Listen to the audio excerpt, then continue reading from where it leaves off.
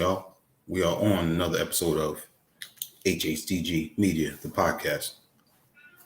Big shout out to our Facebook group checking in, Hip Hop Discussion Group, HHDG. Shout out to all of y'all. Thank y'all for tuning in. Thank y'all for the support. And right now in the group, we got a Mike Madness tournament going on. See who's going to be the top elite MC to win the tournament this year. You know, we got a lot of angry people. We got some happy people. We got some how would you say, some votes, you know, just to make sure that there's no shutouts. Mercy votes. Peace to y'all, you know, everyone tuning in right now. And as always, shout out our HHDG Media Inc. crew that makes it happen every day, week in and week out. Rock Fader KB, Skelly Top, T. Smith, the Mayor, and myself, Wiki. And, you know, as always, before we get into our guest for tonight, I would like to start, mentioning, some new releases, or just one at least. So for today, Pete Rock released a new track off his upcoming Peach Tremendals Part 4, which is supposed to be dropping, I believe, on the 31st. That track is called Listen Close. That came out today. Definitely go check that out. Now, before we get into our guest for tonight, he's a young producer who has definitely got his mind focused on dropping some ill stuff. He's very driven and got some ill work. He likes to mix it up with a little bit of sci-fi. If y'all don't know just yet, you'll find out. He's worked with quite a list of some artists, bubbling on the scene the past few years. And he is he's part of a crew that, we'll talk about, as well as his own Ghost Strippers,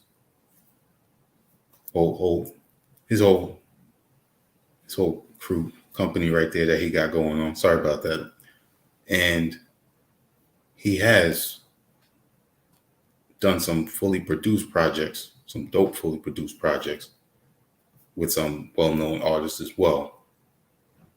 And he continues to expand, and he has a vision, and his vision, it shows in not just the project names, but how they're going to coincide. And we're definitely going to, talk about how his vision is and how it's come to, full spectrum. Definitely producing, some dope joints for a lot of people, and as well as for other people's projects, which we're going to get into. I'd like to introduce, coming out of South Bend, Indiana, Ecto-84. What's popping, yo? Good. Good to be here, man. Thank you. Appreciate the words too, man. That was a hell of an introduction. Like, honored to hear that, man. Thank you. No doubt, man. Now, we got to get into it, the name, Ghost Strippers. Ghost Rappers. Yeah. I'm sorry. Yeah. Ghost Rap. I'm sorry. I keep doing that. It's all good, man. Everybody's still trying to get used to it. It's okay. Ghost Rappers. I'm sorry about that. Definitely. Yeah. Let us know, where that comes from and how, that goes with the whole Ghostbusters.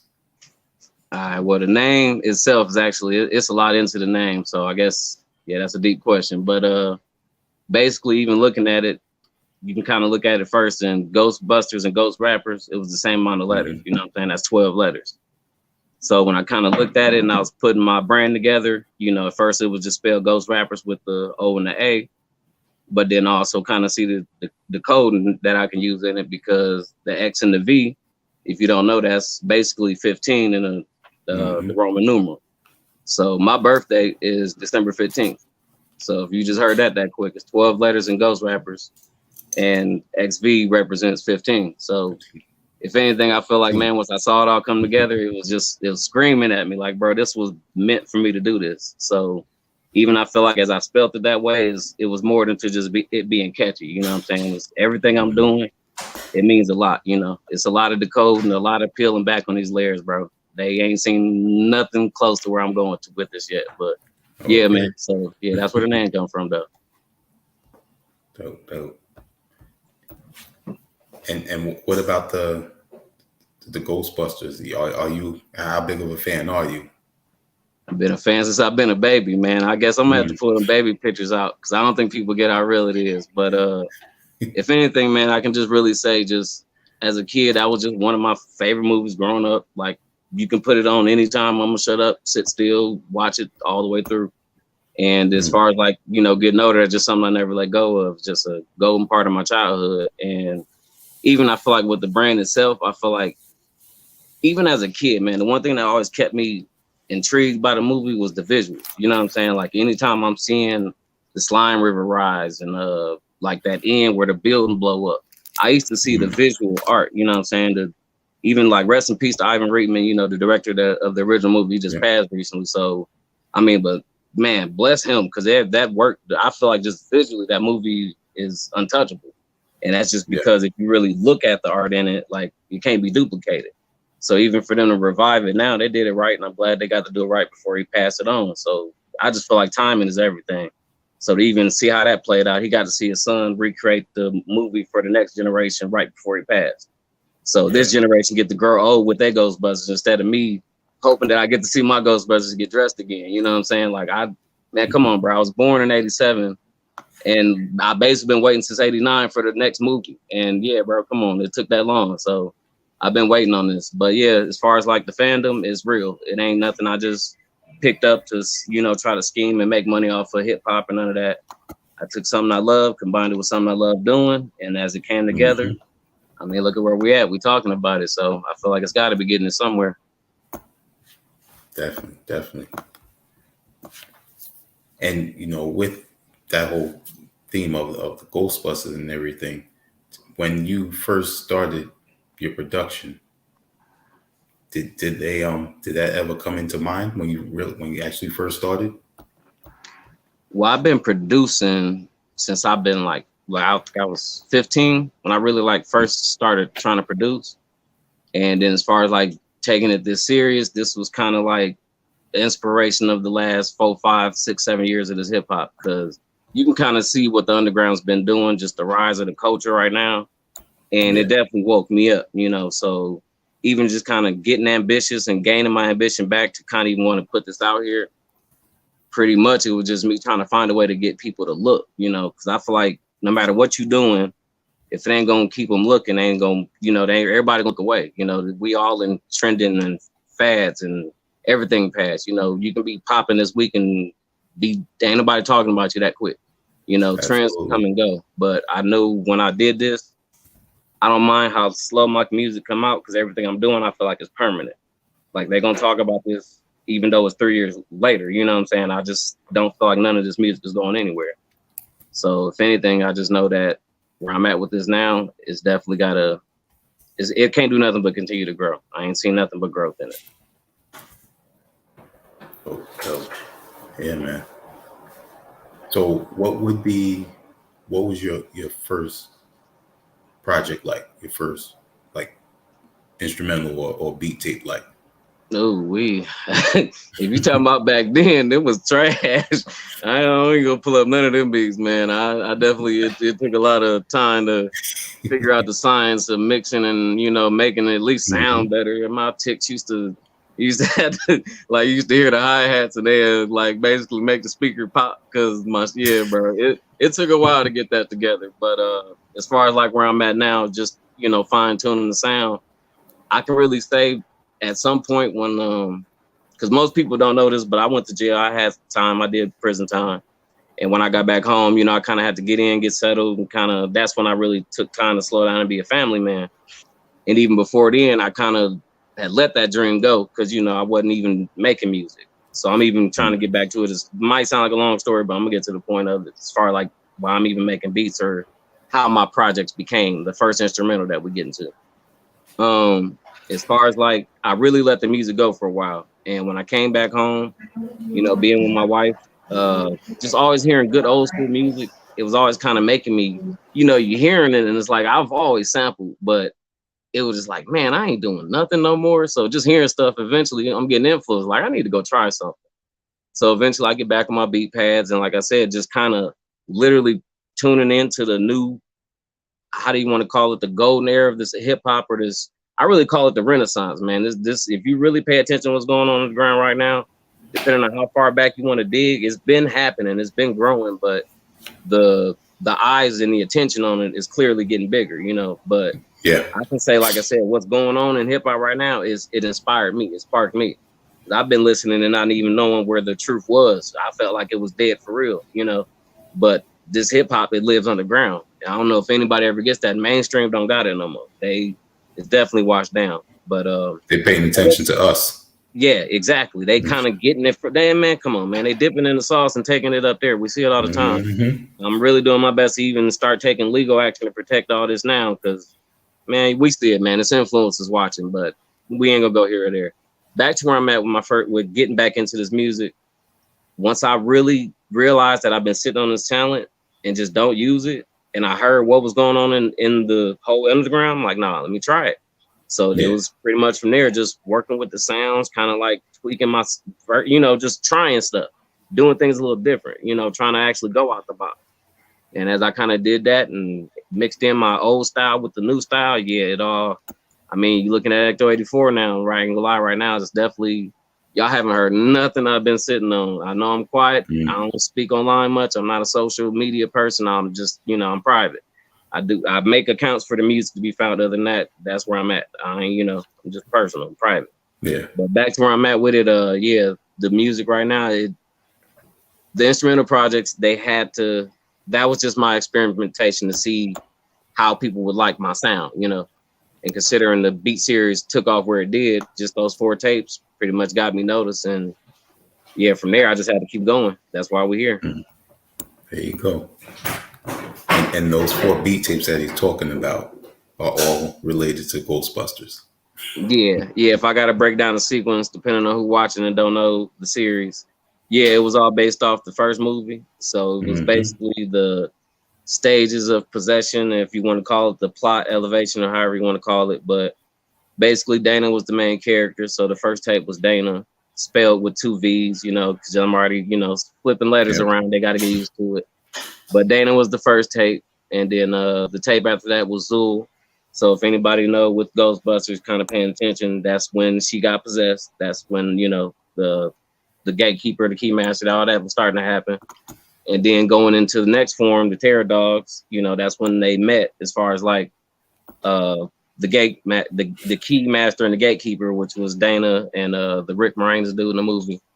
Yeah. But from there, that's how I ended the series with Gozer. So it's pretty much like a 4-tape series. It goes from Dana to Zool to Terror Dogs to Gozer.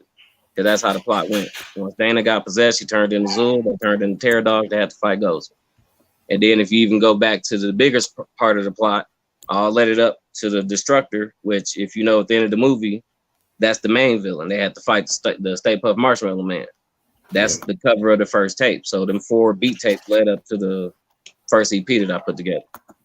Yep. But it was all kind of literally, I was putting it all together as it was happening, as I was stringing it together, the way it was coming together like that. I'm like, it makes perfect sense. And I ain't gonna lie, I just still got to thank every artist that's ever really looked out and showed love and, even gave me the time to speak and react and mess with the beats and get response. So, that tape was definitely just a lot of strength on it. So any and everybody that's ever showed love and, genuinely fuck with Ecto, man. I love y'all, appreciate y'all. And man, them beats wouldn't have been that much if they would have stayed empty. So I appreciate what, y'all really rocking with me. So Dope.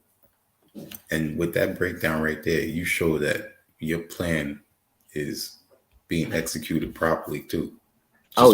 Just the way you wanted it. Yeah. I mean, sometimes it's a little scary, but I mean, it's perfect though. Like, if anything, I know everything I see happen, and I felt it first, and I feel like that's where I'm getting there.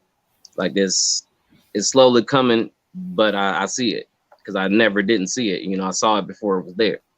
So I feel like as long as you got that vision or that feeling in you or that type of ambition, man, ain't nothing gonna stop you but you. That is, if you want to get lazy, if you want to stop, if you want to, you know, not take it that serious, yeah, you probably won't get that serious. But I mean my music, and I don't know who all is in tune yet, but if you listen to any of my music, it's an emotional connection with almost everything. Like you just really have to pay attention, dig deep. And if you knew me more or knew the tape more, yeah, you would understand them songs a lot more. But I mean, it's gonna take some digging to figure it. So until then, you know, some people see it. Like I said, it's people like you. I know that you've been a dedicated fan, you know, definitely a supporter. So I appreciate people like you. You know what I'm saying? Buying them tapes, buying CDs, vinyls, cassettes, anything like stuff like that gave me motivation to know I can really do this. So yeah, man, it's just, you got to push for it. Cause I saw it from the beginning. I see it coming. So let's, you know, go back just a little bit. You know, when you came back home, you know, what, you know, you already had the production in you. So you got that, you know, you got that itch. Like it can't stay away from it. Right. What was it? What was the, you know, that very first initial thing that was like, I got to get back to this? I really say the biggest inspiration can really just come from, once again, I'm actually give credit. My brother, right? My brother Damar. Shout out, man, if you listening, because I got two brothers, Damar and Antar. I love y'all, bros. But if he remembers this moment, because this is where it kind of like sparked as far as like I went down the rabbit hole, you know. So but as I said, man, music was kind of washed out the way you kind of listen to it, and growing up from the 80s and 90s and even loving that raw era hip hop, you saw what happened in the thousands by the time I was a teenager. It was like, nah, this shit getting whacked. So really just being lost in that era of it, I didn't really know how raw hip hop was still going. Like, you know, I kind of missed the whole Sean Price era of it. And I feel like really slighted that I didn't know this was happening, wasn't being pushed toward me, and I wasn't digging that hard. But as I said, man, I know one day my brother, we always used to talk music, you know, because even if I'm not making beats or whatever, any of my brothers, we always gonna talk music when we talk. So we always mention tapes or whatever, new music. And it all started with The Alchemist, I think it was the Good Book. Okay. Yeah, and I heard West Side Gun and Conway the Machine, and I was like, man, the Thousand Birds. I said, what? That shit crazy. And then I heard Floor Seats. I said, what the hell is this shit? So that got me to scratching. And then once again, man, as I kind of dug, I'm looking into this shit. I said, whoa, okay, damn. You know, I paid attention to the market. I paid attention to the whole everything. I said, oh my God, like, no, this is genius. Like they took control of being independent again. And not saying that nobody ever has, but just if we speaking of those people in general, you see where Gazelle at right now. We all see it. Yeah. And even speaking of Makami alone, man, we all know what he's doing right now. That man is elusive and a legend, just like that. Yep. No Twitter's account. Good luck finding him, but we all know him, you know. So it's just like I feel like really getting into that part. I dug into the YouTube channels, and I repeat, I fell into the rabbit hole. I stopped looking at major music, and I was looking for anybody I never heard. It stopped being about, okay, well, I know this guy, to I've never heard him. You know what I'm saying? Let me give him a chance. And I even, like I said, really got to give a big shout out to the YouTube channels. That's the sources of Calmly Smoke, Paka, the Plug. You got Sun Tzu. You know the channels, man. Like the hip hop underground channels. Like once you really see what they be posting, the first thing you be like, man, where's all this shit coming from? How they finding it? But once again, man, depending on how slow you are trailing in, then you find out about Bandcamp. And you're like, oh, okay, this is where everybody putting the shit. Like I said, once you fall into this rabbit hole, depending on who you are, I even know some of the people, if you done found me, you was digging. That rabbit hole deep, ain't it? Because underground is interesting. You know, it's a lot of intriguing things going on down here. It's a lot of very innovative projects coming out. And, you know, if anything, I'm just always impressed. Like the packaging, the way everything looked, man, it's beautiful, you know? Yeah. And I just got to give credit to anybody on the scene that's really putting a business mind to this and, you know, putting their dollars behind it, getting the work out to the people, because, you know, we can put it all out digitally all we want. And I get that, but I still think to see this era and appreciation of the physical merch, especially the packaging of it, the care of it, the quality in it, I mean, to know that people still appreciate that as long as you take care of and give it to them right, man. Once again, that's where your music's supposed to pay for you at. You know, I feel like Yeah. if you can control or even at least monetize that type of talent and use your independent, you know, following to at least do that and make it worth your time, then that, man, look, that's how you're supposed to live. Because I don't even like the way music is ran right now. The industry is basically everything costs money until it's time to pay us out. You feel me? Like, what, to get streaming is pieces of a penny. I can't do shit with that. Just drain you. Yeah, I mean, come on, you got to get millions of streams for any of that to count. And before you did any of it, it costs thousands of dollars to put the project together. Yeah. You know, whether you mixing or mastering, buying equipment, you name it. Don't none of this shit be free. But it's cheap when they want to pay it out. So, like I said, I see where it's at. The independent market, if you can definitely at least make your shit make sense, but don't be just trying to take advantage of people. If it's some garbage, ain't nobody gonna buy it. You know, if you're selling people trash, you know, they'll throw it back or throw it away. Trust me, it won't last. But that's right. So I'm not even trying to say that to discourage or diss, but it's like, it's real shit. If you gonna take time, put out some quality work and make it make sense to the people, yeah, you'll be surprised how much that could actually benefit rather than chasing the same, oh, well, we'll put you on this streaming site and you can pay for 100 views. Man, look, all right, I guess I get it, but yeah, all them numbers fake. Most of them numbers fake. That shit is exaggerated. I can buy my shit and make it look big right now. That number gonna look low as it is because it's natural. And I'm proud of it. Because all them people found me just from the music, you know? So that's how I take it, one day at a time. Yeah, and like you were going back to the physical packages, everyone's doing this independently. Right. You know, and it's coming out great.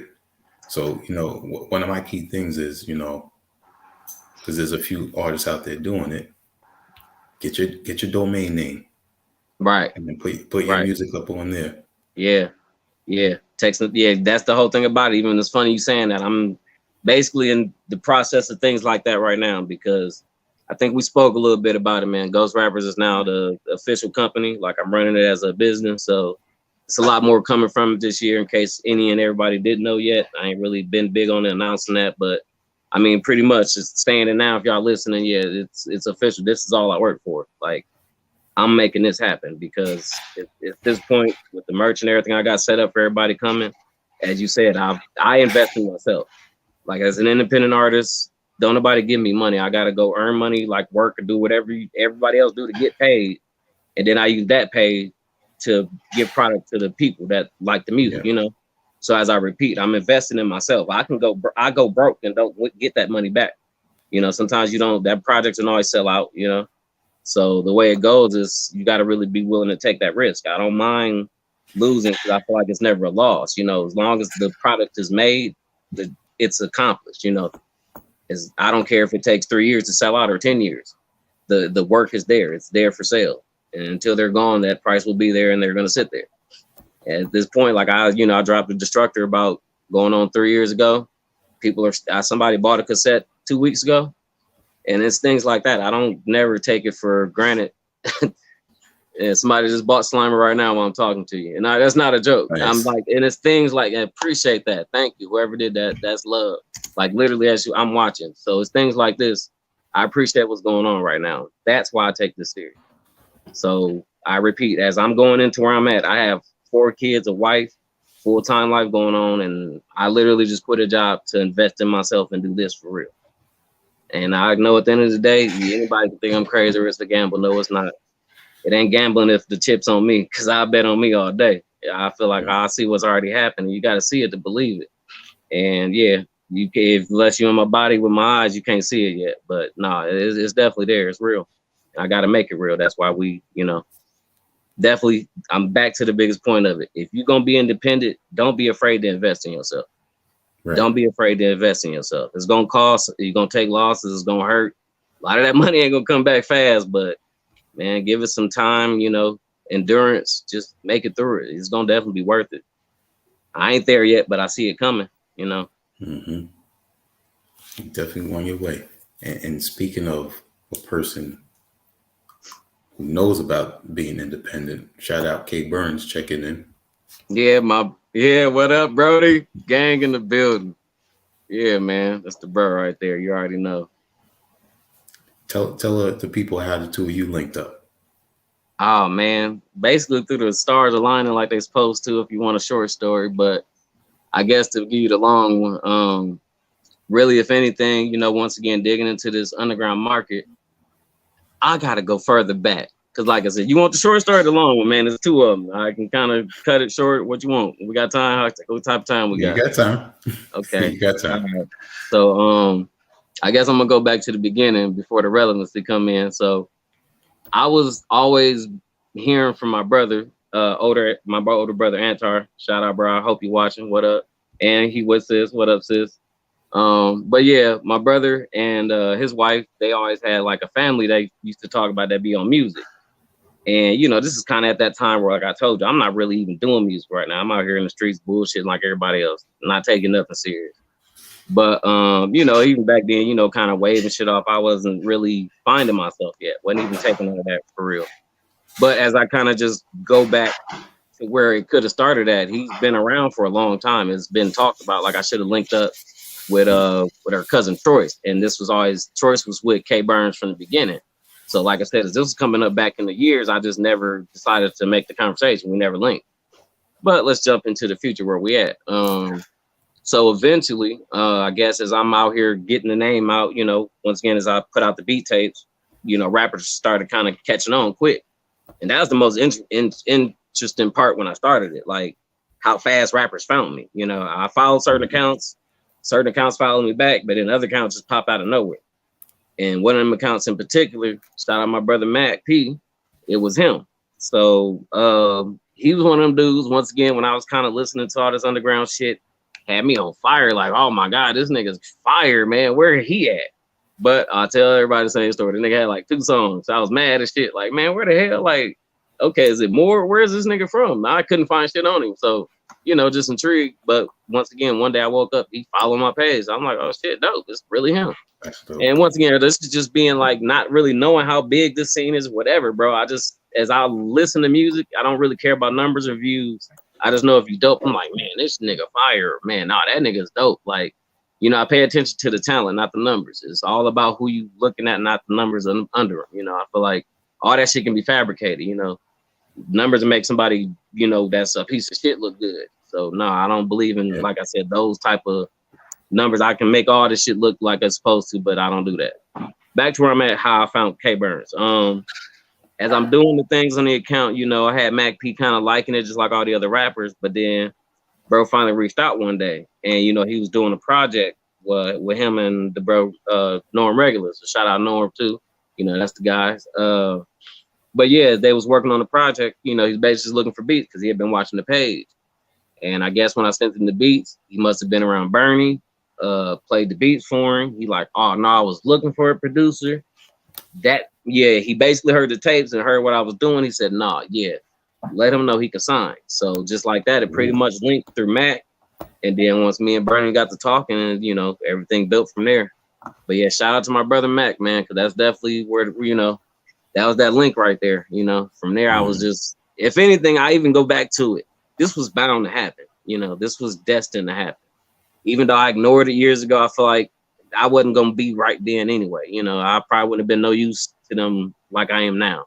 As far as, like I told you, there was always the talk of me trying to get with her cousin about music. And I just, you know, I wasn't on that shit. But the same person I was avoiding, I'm with now. It's probably not even avoiding them, but it's just like more or less of not taking none of that serious. But now that I'm serious, yeah, I bumped right back into him. So if anything, I guess my long story short is this was destined, bro. That's how I met Bernie. This was destiny. It was gonna happen regardless. So yeah, shout out, bro, man. If you still watching, love you, dog. That's dope. Interesting. And you, after Destructor came out in 2019, that same year, you produced a track on Kane and Lynch with K Burns and Mac P. Right. Was that was Kawhi and PG, right? Yep. Yeah, that's that heat right there. Yeah. That one's still ringing out here too. Yeah. That's the deal. Yeah, man. I mean, shout out K Burns because, you know, he's got some joints out there. Luckily, I was able to, you know, pick some of them up. And Oh then yeah, now, definitely. Yeah, bro, shit to sell out on you quick. If anybody watching, hey, yeah, when them shits drop, cop up. Them shits don't stay around. Y'all, man, if y'all ain't paying attention, all this shit is limited edition. It don't stay around yep. Once it's gone, it's gone. forever. And then they raise the price. So you think we tripping? Nah, we ain't tripping. Wait till you see what they do to you. Yeah, nah, for real. Pay Yep. attention though. Cool, cool. And then in 2020, after that, you produced more than half of his project, Pimp God. Yeah. Oh yeah, that's my baby right there. Yeah, that's dope, man. Love to see it. Love to see it. What was one of your favorite joints that you produced on that one? Ah, my favorite joint wasn't mine. I gotta be honest, man. Panels killed it. I say it every time. I'm even Okay. saying it right now. Panels, you killed it, bro. That Clockwork was it. I gotta give it to him, man. The whole tape fire though. I mean, Bernie put Mm-hmm. together a good piece of work, and I'm honored to Yeah. even have basically a side B to it. That rest of that was me. So if anything, it was honored to even collaborate with other guys on there and complete the sound. But yeah, if I had to really pick a personal favorite of mine. I ain't gonna lie, man. It's hard to, man, because I think about Clockwork every time. I love the project, and I love my beats too. But man, I hear the whole project. I said, "Damn, man, how he do this one?" I told Bernie, nah, man, he kind of cheated on that one. He won, but all right, cool. That's cool. I got the other 5 songs, but yeah, you shined with that one. I got you. But yeah, man, I ain't gonna lie. If anything, the whole project is dope. So I ain't even gonna just point out one. For anybody else that's listening, just go check out the whole project. I can't pick a favorite. The whole shit is dope. Yeah, I'll go put the link in the comments. But for me, my favorite was China Doll. Yeah, and see, I almost that was on the tip of my tongue, but like I said, I try not to be biased. But yeah, China Doll. If we're gonna pick, I'm gonna have to agree with you on that. That's it.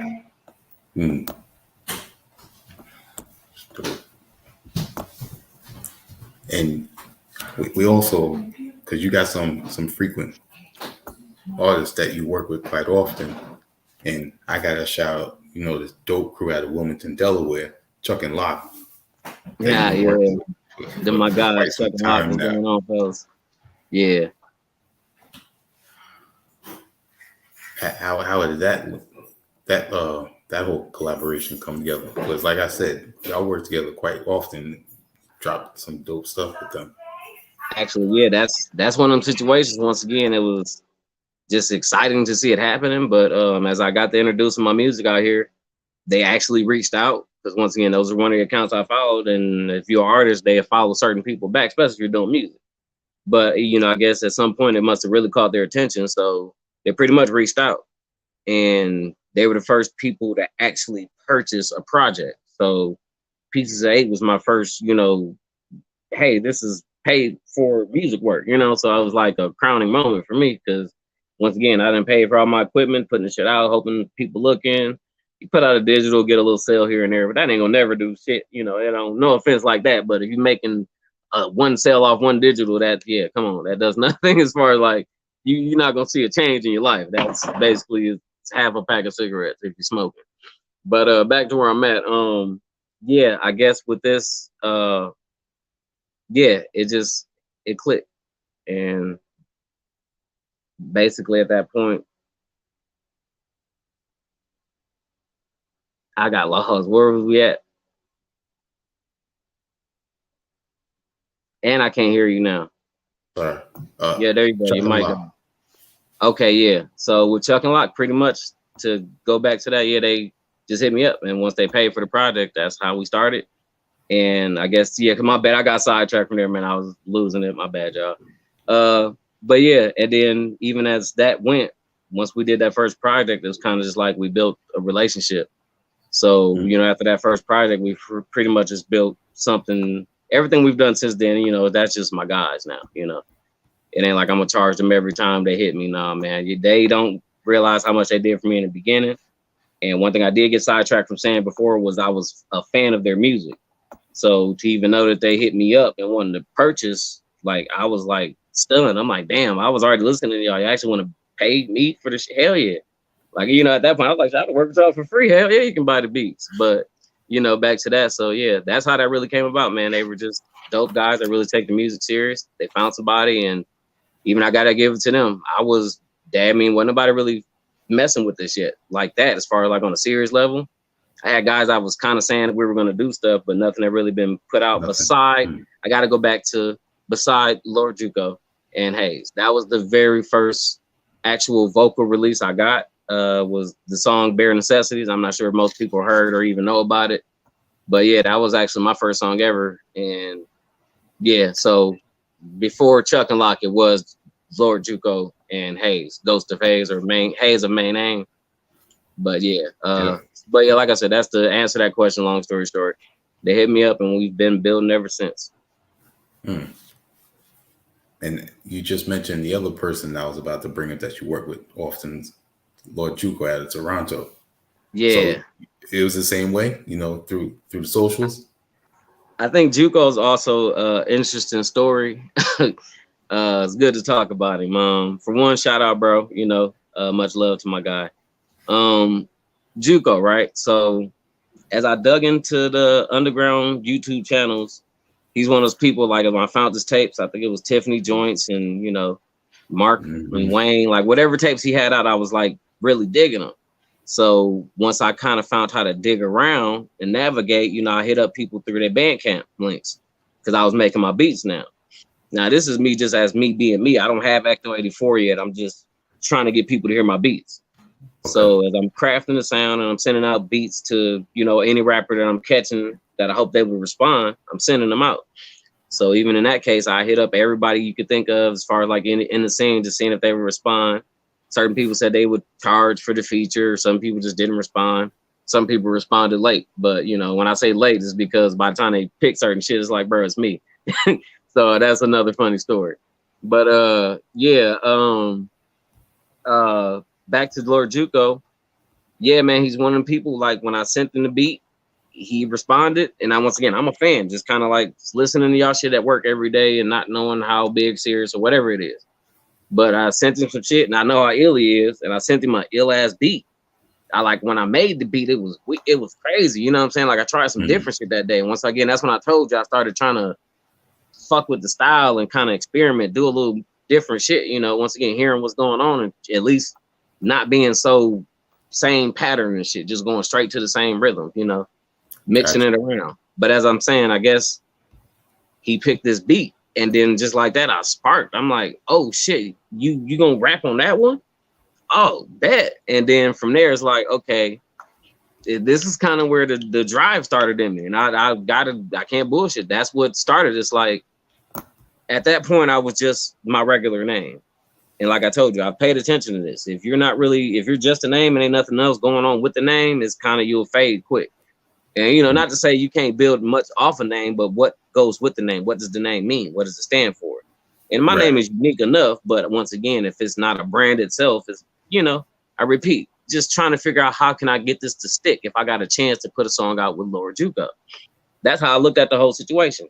If I have a song to put out if I have a chance to put out a song with an artist that I know is going somewhere, how do I make sure that my moment don't fade? And I repeat, man, as I was at work the next couple of days, I started thinking, I said, well, I shouldn't be my regular name. What should I be? I like Ecto. Let me see, Ecto-84. And I thought about the car on my game. And then I was like, yeah, I'm going to be that because that's what I want. So I named myself Ecto-84. And then, like I said, by day 2, I was like, nah, you can do more than that. And as I'm telling you, I kind of looked at the name Ghostbusters, Ghost Rappers. And I repeat, man, shout out to Juco. If you heard it, man, I'm like, a lot of things it took to build me up. But I even go back to the point, man, I literally started this shit because I didn't want him to use a beat or put one of my songs out. And I just didn't have nothing going for myself. Because once again, if you put a beat out from a random producer and that's the only time you heard of him, it's going to be like, okay, that'd be it. So I just felt like work on something until then. And honestly, I feel like a lot of shit happened before we even got to put a song out.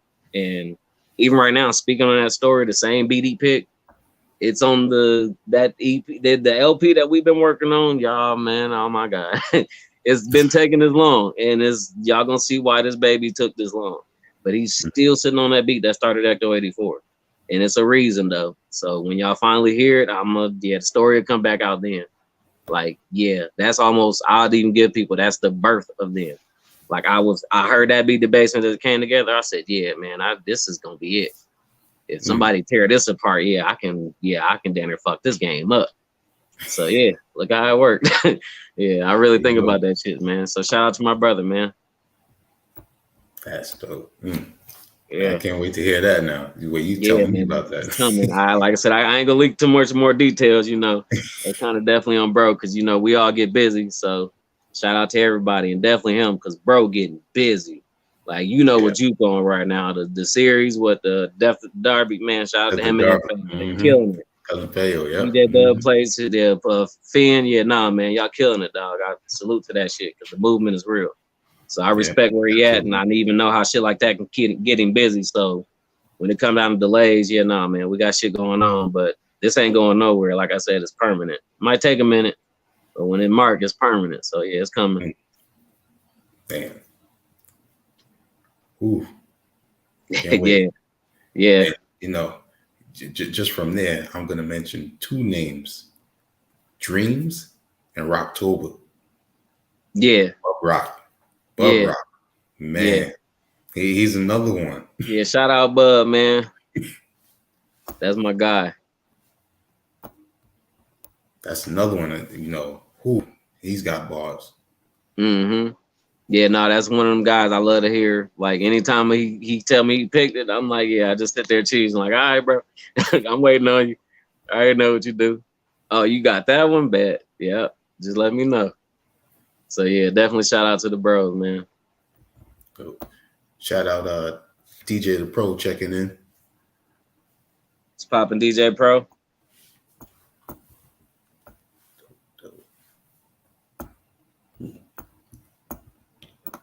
And when after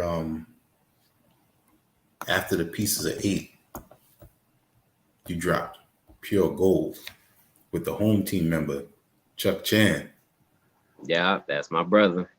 Man, hey, that's one thing you might hear me say a lot, man. The people I work with, I'm not really just working with rappers. You know what I'm saying? Like at some point, depending on how you talk to me or how we gonna even introduce, man, I'm real personal. That's why I told you, like, if you gonna really deal with me, I mean, money will be part of it, but if we can't even have a real conversation on the phone, I don't know how much money you don't count.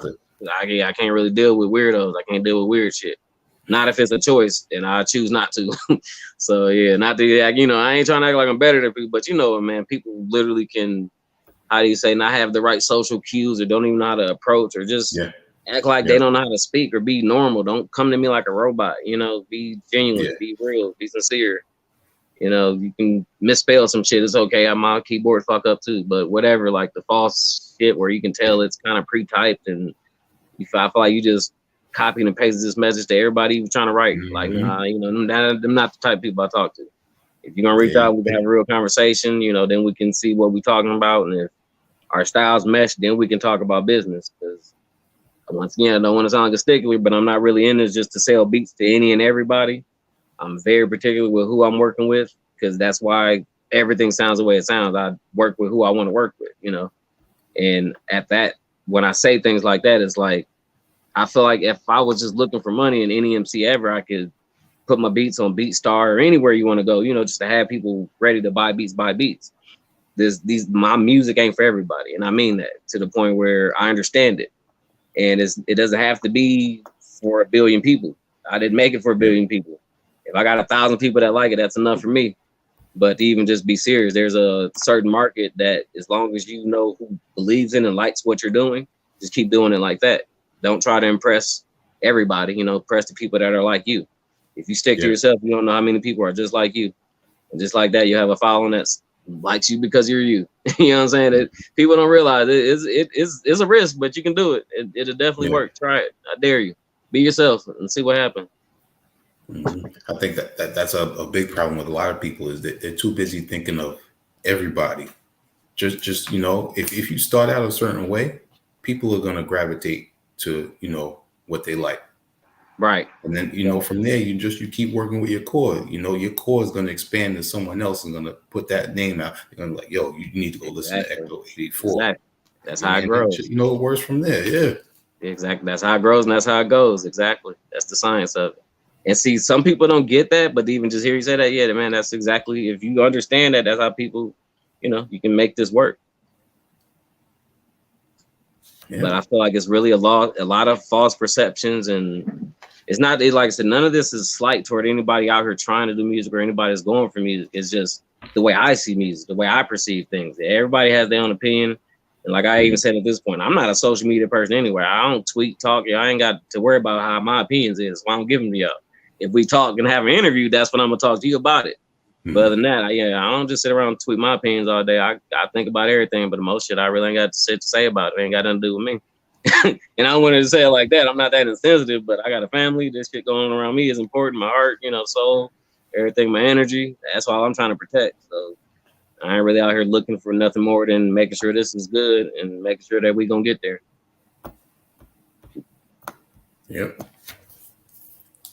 And we were just speaking on Chuck Chan and the Pure Gold project. You had shout out Uncle Tim out of London. He did the artwork on 2 of your projects. Yeah. This one and Pieces of 8. Actually, yeah, he actually did. He did some of the layout for the Destructor cassette too. Ah, okay. Yeah. Uncle Tim's been a shout out to the bro once again, man. I got a lot of fam and good guys in this music shit. But as another producer to another, man, that's a good brother, man. Appreciate him for everything he's ever helped with. And really, I ain't gonna lie, he's been a follower since day one. Since the Ecto-84 was on the account, he followed it on Twitter. I followed him back. I didn't even know what shit was really going on, but literally been watching this shit since day one. And somebody like him, I'm really even good to see where he's at right now, because I know just coming in, we were all getting busy, but no, he's definitely kind of in a good zone right now. Yeah. So just good to see everybody working and getting there. It's beautiful. Yeah. He's another multi-talented individual himself. Mm-hmm. Oh, actually, I don't know how much I can say, but yeah, that's actually the guy. We got some shit that's really close to coming. But me and Uncle Tim, that's my guy right there. But speaking on that, stay tuned. Me and Uncle Tim, yeah, y'all heard real that real soon. Dope. Now, before we talk about your new album, Slimer Volume 1, we can't pass up the Solar System series, because you got to break this. You got to break this one down for the people. Okay, I appreciate that. Yeah. So far, where we at with that? I think I've released 2 planets. I actually got the 3rd one. It's getting ready to drop soon. As the vinyl for Neptune is coming. So, like, I kind of been doing the same rollout. Last year was kind of a rough year. We skated through it. COVID kind of got everybody through the struggle. So some of the series slacked. I ain't gonna lie. I didn't mean for it to get delayed this long, but as I said, I'm kind of back to the ball right now. So going more back into what that series means. As I do each vinyl, I guess you're gonna really have to stay tuned, because it's all leading up. And until we get to the end, I really can't give too much details. But just know, as I say, this is one big picture, and I ain't done painting it yet. Don't miss a piece, because if you miss a piece, you're gonna have to go back and be like, damn, I got 7 of 9, or don't miss them. I'm telling you, when I get to the end, it's only so much I can really say for now. But I guess to even just say where it started at, literally that joint with Juco and Mac, the Pluto joint, that was the first planet, of course. So shout out my brothers again. That it's things like that. When I heard that beat and then I sent it to Juco and he said he rocking with it, then him and Mac, actually they both want to do it. It's shit like that. I'm in my head like, yo, this is gonna be explosive, because I, once again, as a fan, before I was fucking with anybody, talking about 2 of my favorite rappers in this shit, like his style, love his style, but never heard them together. Once again, like his style, love his style, never heard them together. So, to be honored to be like, wait a minute, y'all gonna do this shit on my beat?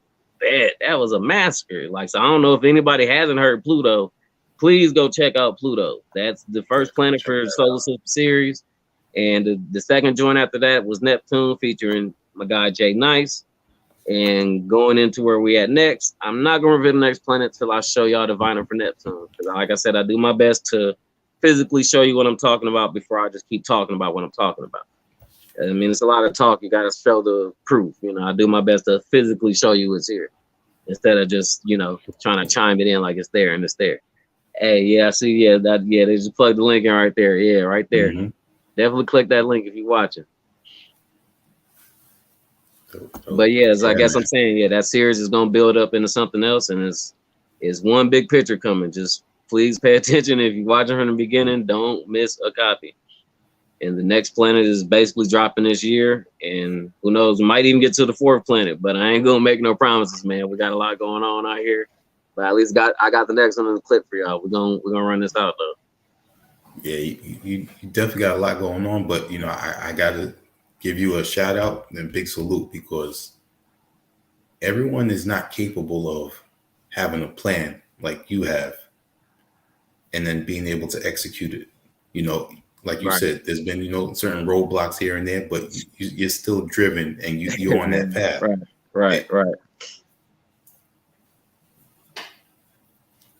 You know, we just talked about the solar system series, but prior to that, we spoke about how the beat tapes went into the Destructor EP, and now that continues on with Slimer Volume 1. So I mean, you got it going. You got the execution going. Yeah, man. Thank you. I appreciate that. Like the fact that you see it, like you paying attention, man. Thank you. Like that part means a lot. You really see it, so thank you. And yeah, when it comes down to that, is I really got to give it to man to just dedication.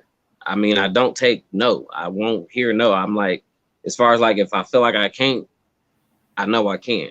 I just tell myself I can, and I feel like, I mean, it's been a lot going on in these last couple years. You know, really, just to be honest. But even right now, I think to get through it all, sometimes music is my best escape. You know, as far as like, I try not to disappear and, you know, go into deep, dark shadows, as I call it, just being in a dark place where I don't want to create. I don't want to be happy. You know, it's a lot that goes on outside of music.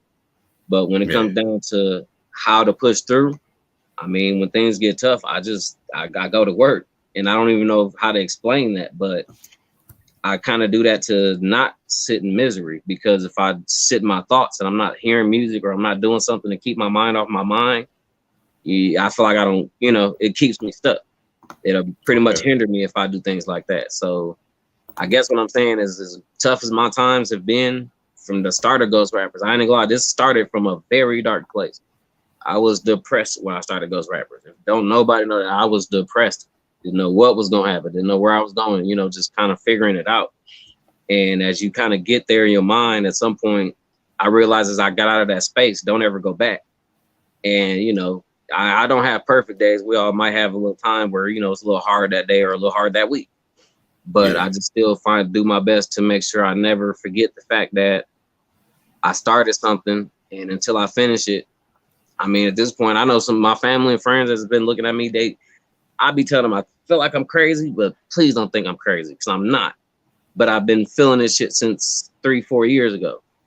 And, you know, just ever since I've been feeling it, like I said in the beginning, the vision, I saw what I could do once I put it all together.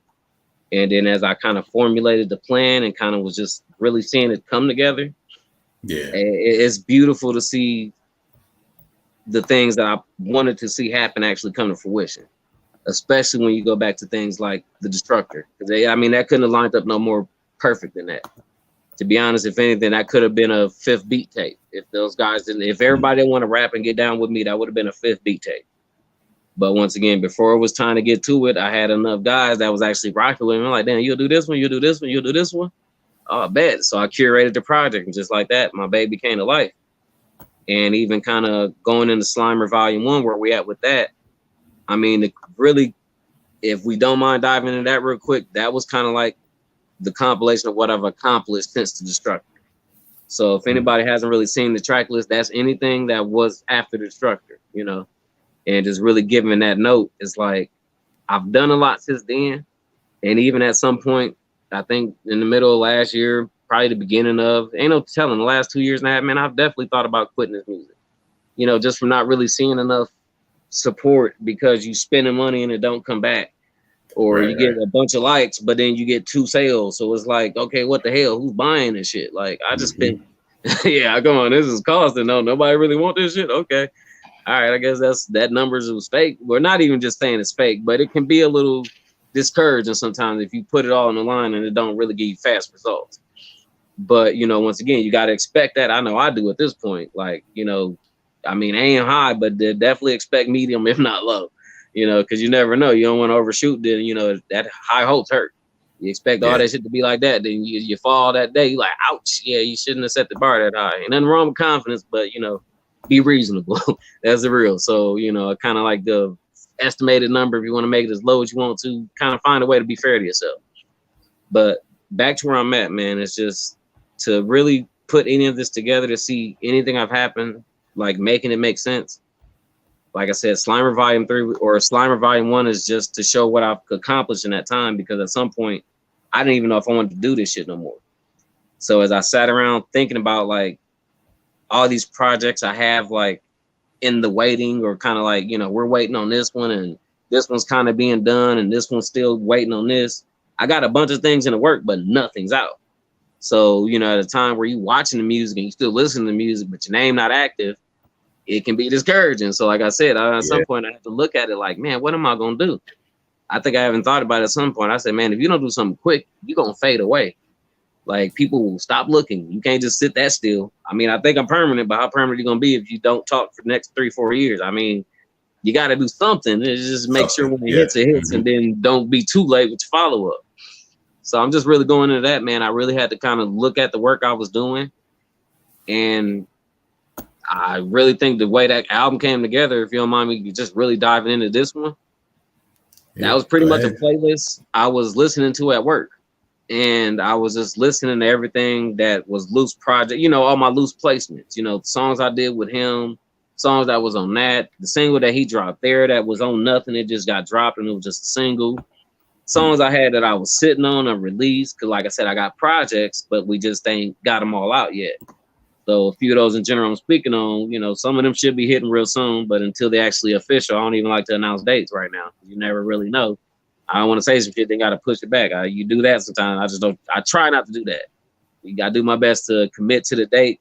I mean, we all go through errors, but I really do my best to not be too behind. If I said it's coming, it's coming. It might be delayed, but it's coming.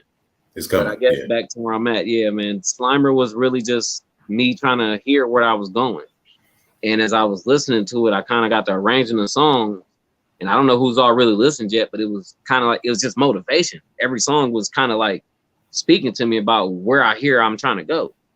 So as I kind of tied the playlist together, and I pretty much threw them last few songs in there as far like VSSZ, that last track. That's something I had to have specially done for the tape. Because once it was all together, I basically let them all know, man, y'all my guys, man. If I had to call anybody, who I'm going to call, it's you, and you. Y'all got to do this.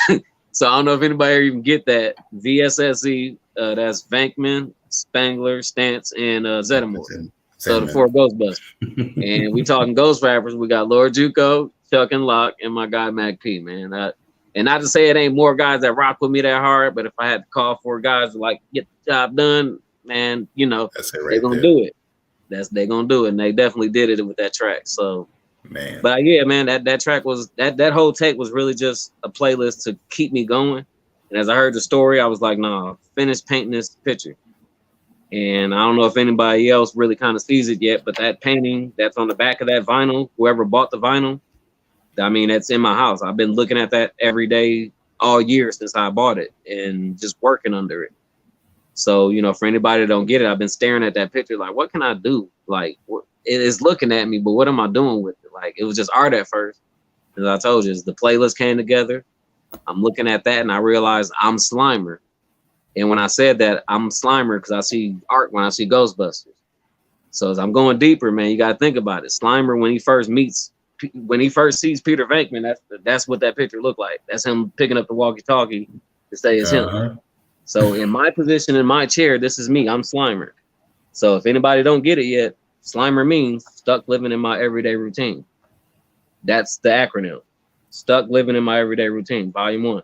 I put this together being regular stuck at work. I was working second shift full time and just I barely have time for this. You know what I'm saying? When I put all that together, everything you've heard in the last 3 years, I've been full-time working and doing my best to even put out some productive work and even using money from work to make this work. Not sure if it's gonna work, but you know, I repeat, man, I've been putting a lot into this, so it's beautiful to see any of this paying out and paying back, and even like you said, just coming to fruition. Because as I repeat, man, it's dark moments, dark days. It's times where you don't know if this shit is even worth it. But nah, I'm glad I never gave up because I knew I never would.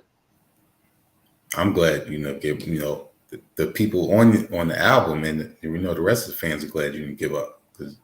Man, thank you. Volume 1 is dope, and you. I laugh every time I listen to it because before Juco rhymes, he talks about how you started it.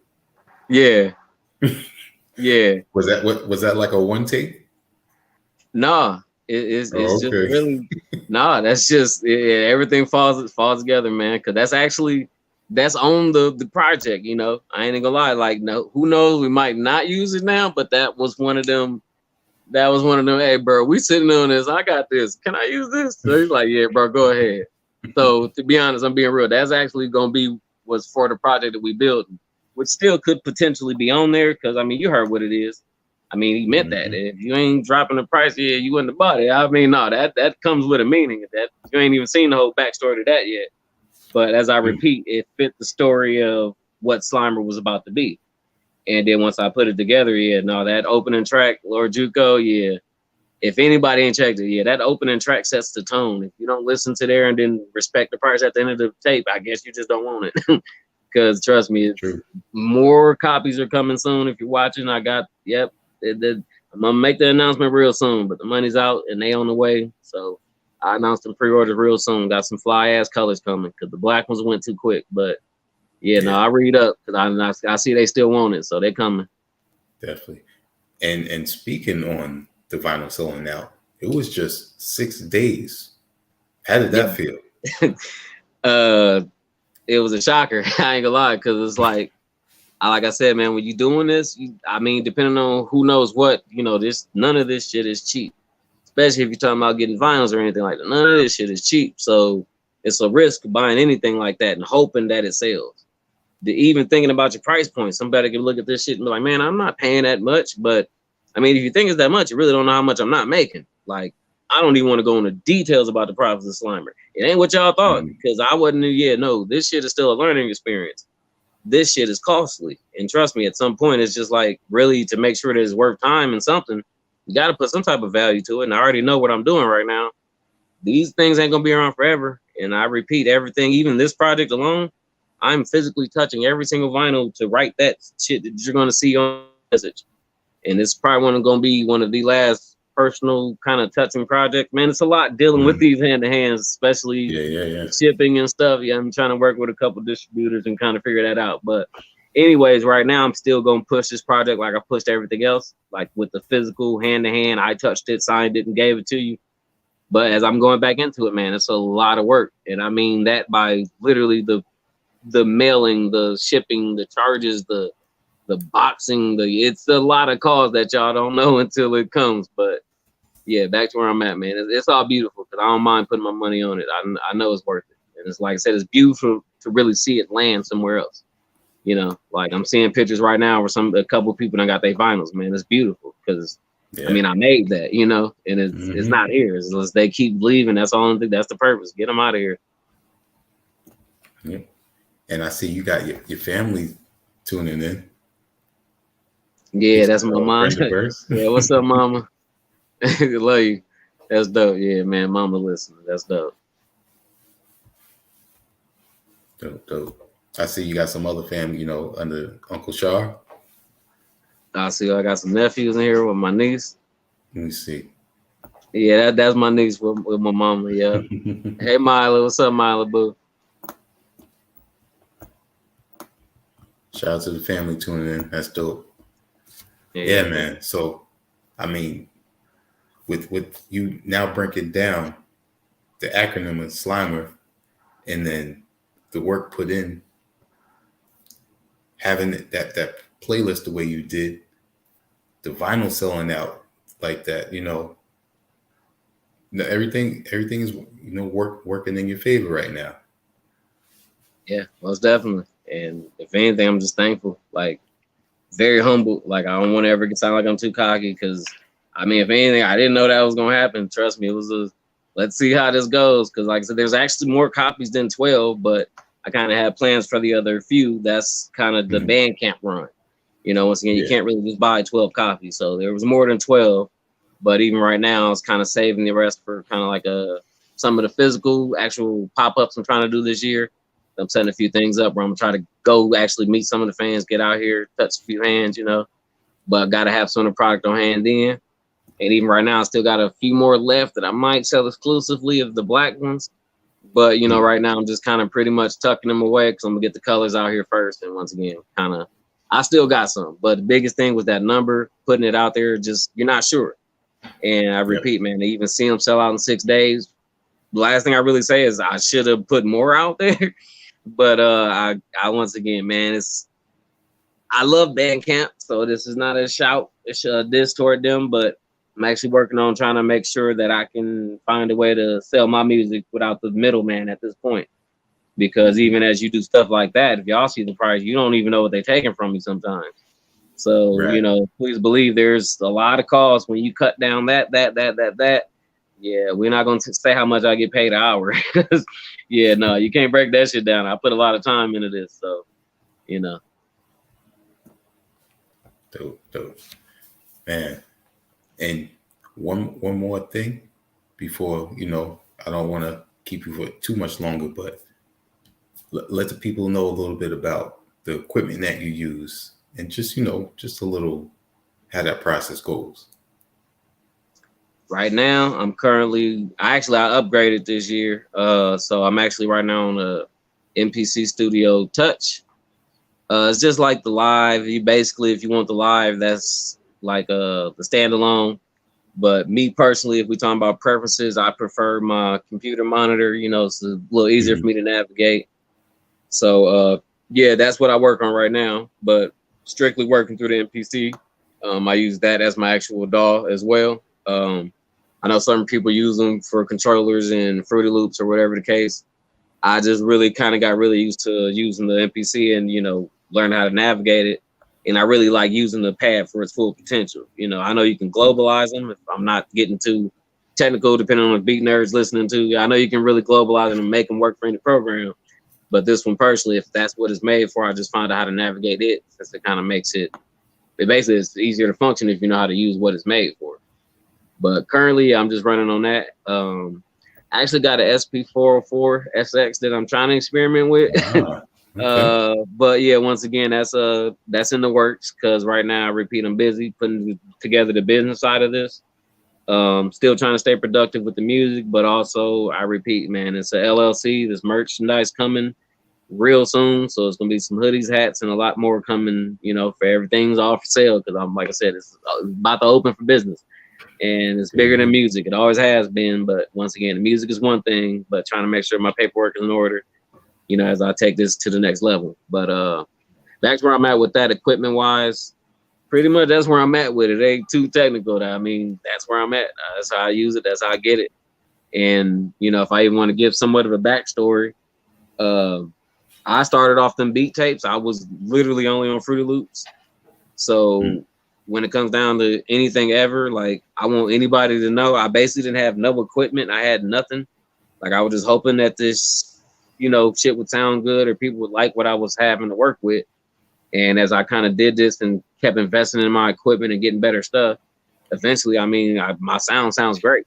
But once again, it was kind of like when I started off, I didn't have nothing. I was broke, just making beats out of what I had as samples and using the program tools and whatever sounds they had. Like, man, I had nothing. And I don't mean just saying nothing like that, but I didn't have no equipment. I wasn't doing nothing but clicking on the keyboard. So to be where I'm at right now, my live drum pads and my mode, and if y'all haven't seen the setup, I got my whole little studio zone. Like, it's beautiful right now. So one thing I will say to anybody that's producing, I feel like one thing that helps is the environment. So it's bigger than your machine.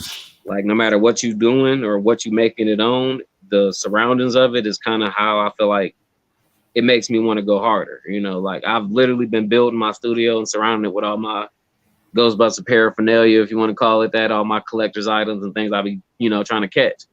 And as I build onto it, it's just like I love to be in this space. But when I'm in this space, all I do is work and all I do is think and all I do is create and, you know, get active. And I see things and it makes me, it's influential. So, you know, everything I'm doing right now, I feel like it's just, all I do is build onto this. My wife told me like I'm gonna need a bigger part of the basement soon, but I mean the plan is we're gonna move out this motherfucker real soon. But right now, you know, just keep building and working. There you go. And is the Stay Puft cap you got on? Is that part of the merch? No, that's actually a exclusive New Era joint. If you can see that on the side. Ah, okay. Oh, yep, I see it. Let me show y'all how real shit like that is.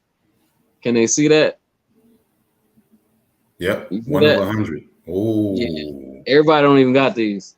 Oh, yeah. So it's shit like that, man. I mean this shit because you can't find these, and I think it's one online right now. I dare you to look it up. Tell me if you want to pay for it. They not cheap. I broke bread on mine because when I found it, you wasn't gonna tell me no. It popped up last year, and I had never seen it before. And I followed this shit. Yep. So when I saw it, I said, "Wait, what the hell?" Looked at the shit a couple times. I said, "Man, no." Then the price on it, yeah. Once again, I'm not gonna say what I paid, but it's another one out there right now. You can look it up if you want to. Yeah, they not cheap because they not. You can't even get these if somebody's selling it right now. Yeah. They lucky I got one already, or I go buy that one, basically. Real shit, man. Dope. Now, is it safe to say that the Stay Puft Marshmallow Man is your favorite? Because I also see in the background on the shelves over there. Yeah, you can see some. Yeah, man. I ain't gonna lie. I set that up on purpose. It worked. Yeah, y'all can see it. It worked. But yeah, that's my setup, man. That's definitely one of my favorite, like just classic villains. I mean, even just when it comes down to classic villains, I love Slimer too. So I guess one thing you can't see, I have a Slimer set up too, but you know, once again, it's kind of tucked off on the other side. That wasn't the angle with the light. So maybe I'll do one next time. We do another interview. I'll bring Slimer out, change the color, the hat. You know, we can switch the monsters. But no, if anything, no, man, just anything Ghostbuster related, I'm pretty much with it. And I will most, you know, as long as it's right integrity, same plot line or. You know, I ain't trying to throw no shade at nothing else Ghostbusters, but you know what it is. Just, I fuck with my shit, though. I'm definitely a real fan, though. That's dope. And you know what? Dope interview, man. I appreciate you taking the time to speak on us. Yes. Thank you, man, for having me. This has been beautiful. I ain't gonna lie. It's been lovely talking to you. Like, everything you said to me and it's things like this, I got to say thank you, man, because to even take your time out to talk to me about anything I'm doing, it's motivation, bro. I'm going to keep going for you and everybody else that's watching and anybody else that's going to watch eventually or hear this eventually.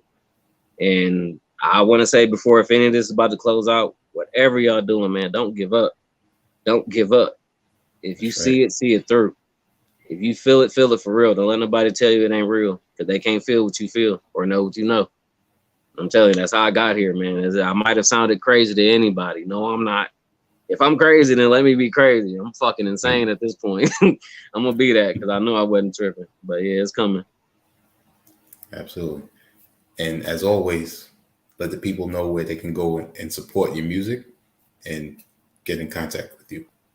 Oh yeah, most definitely. The Instagram is probably the best way to at least kind of see what's going on with me is that's Ecto-84. So that's ECTO84. And Twitter's kind of the same thing, ECTO_84. Really to keep up with the music, that's the best way. Once again, stay on the Bandcamp so you can see the links. Usually go to Bandcamp. Got some more things coming real soon. So if you stay tuned with at least them 2 links, you'll be able to keep up and see where the music's going to. Because not really big on streaming. So one thing I will say, there's Destructors out there streaming. It's available everywhere. So I'll go back to 84. There's Structures everywhere. But as far as that go, yeah, most of my projects will be real personal. Find them on YouTube, stuff like that. If not, I mean, Bandcamp. Support me on Bandcamp. Buy the digital on Bandcamp. If not, buy the physical when you get the digital. Other than that, you know, for DSPs and all that, it'll be slow trails. Biggest thing, follow me on Instagram. That's the best source for you. Ecto-84 on Instagram. Dope. And I want to ask you one thing. Are you into comic books at all? Yeah, I mean, Yeah, but I don't collect them or nothing like that. So Okay, yeah, I okay. mean they raw in the whole concept of them, but I ain't never like collecting them or nothing like that. So no. Oh, okay. Yeah, if you ever get to read any of the Ghostbusters comics, the ones that are on And it's funny. IDW, It's funny you said that good because that was the only storylines. reason I thought about reading some comics. I've been seeing that they really have the comic series, and I never Hmm. got into big comics like that. But come on, man, I'm collecting everything else they're doing. Like not everything, but if it's raw, I mean that's another thing I gotta Yeah, say. I'm not a Ghostbuster freak. I don't just buy anything because it say Ghostbuster. But right. if it's raw as shit and it speaks to me, then I'm gonna buy it. 'Cause, I mean, they make crazy shit. I just don't want it all. But if I want it, I probably got it. So yeah, I'm particular. But yeah, no, I ain't gonna lie. It's funny you said that though. That's something I gotta add. So next time we talk, maybe I have something in the background for you. All right. Cool, cool. Yeah, And on man. behalf of our HHDG media crew, we're gonna say peace. All right, peace and love, man. Thank you for having me. Thank you. Peace.